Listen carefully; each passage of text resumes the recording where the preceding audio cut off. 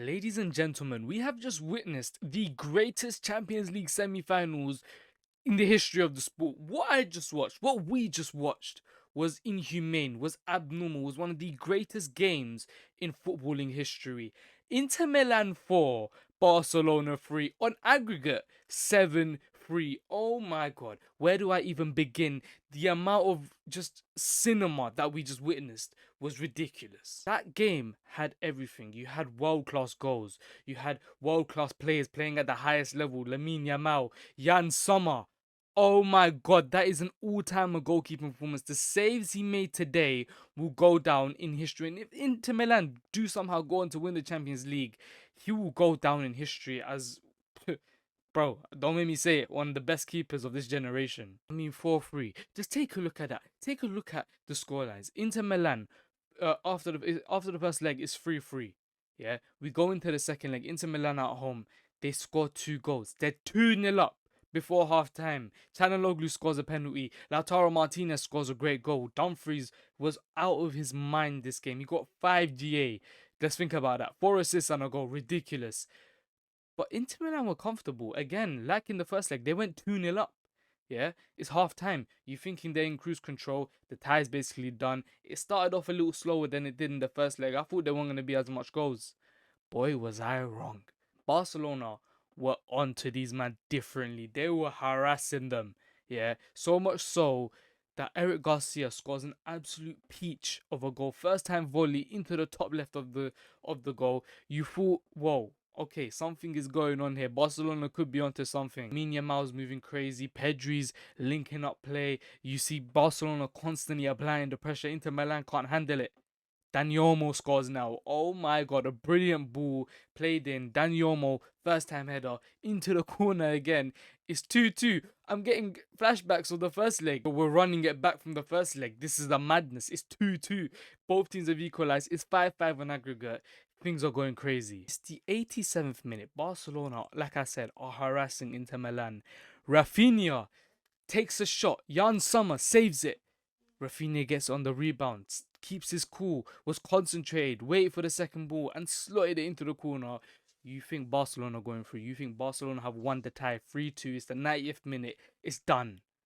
Oh my god. The scriptwriters had something else for us. A Serbi, of all people, Dumfries on the right wing, gets the ball, puts the ball in 93rd minute. Out of nowhere, a Serbi's playing as a striker. Well, what is he even doing there? I don't know. Slaps it into the roof of the net.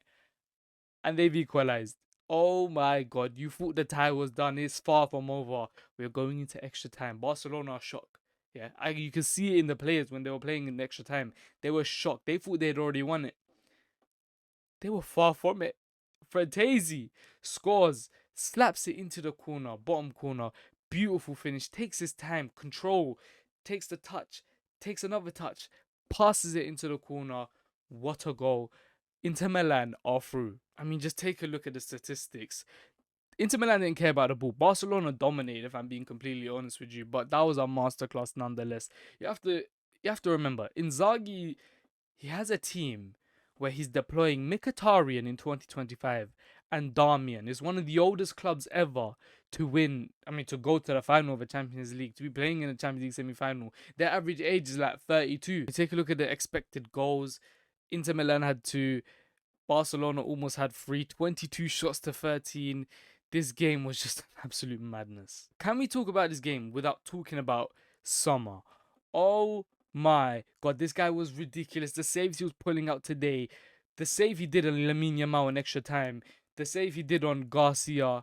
What on earth is he on? He will go down as one of the greatest goalkeepers of this generation. Easily won the man of the match, won Inter Milan that game, sending them to the final, an all-timer performance. That game will be spoken about as a UCL classic. We witnessed history today. Watching that game, people will be talking about that decades, generations on. Inter Milan and Barcelona produced Champions League history. I don't care if Barcelona didn't go through. They were part of one of the greatest semi-final ties of all time. We need to have a serious conversation about Lamine Yamal because the performance he put in today, regardless of the scoreline, regardless of the result, was an all-timer performance. This guy is like the reincarnation of Lionel Messi. He completed 14 dribbles today. He was absolutely dismantling DiMarco.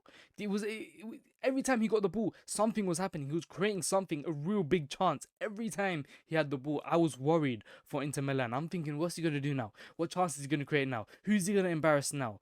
He is such an unreal footballer at the age of 17. But forget that as well. The durability of him. It's the 118th minute, and I'm still seeing this guy play like the game just started.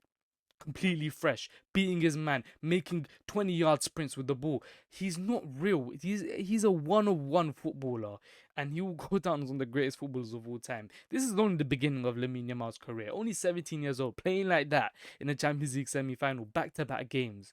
If Barcelona go through today, we look at this Lamine Yamal performance as like one of the greatest things we've ever seen. Because, bro, this guy is a joke. And of course, what does this mean for the Ballon d'Or? Now that Rafinha is not going to win the Champions League, he's not even going to reach the final of the Champions League, Lamine Yamal, Pedri, all your candidates, they've kind of lost their chances now. Even Salah, he got booed at the Champions League. If Dembele gets kicked out, if PSG lose to Arsenal tomorrow and Dembele gets kicked out of the Champions League, who's going to win the Ballon d'Or? Is it going to be Declan Rice at this point? I'm joking. But honestly, it's a conversation to be had, to be fair. But speaking of Arsenal will be playing PSG tomorrow. We will decide tomorrow who will meet Inter Milan in the Champions League final. Oh my god, this is exciting.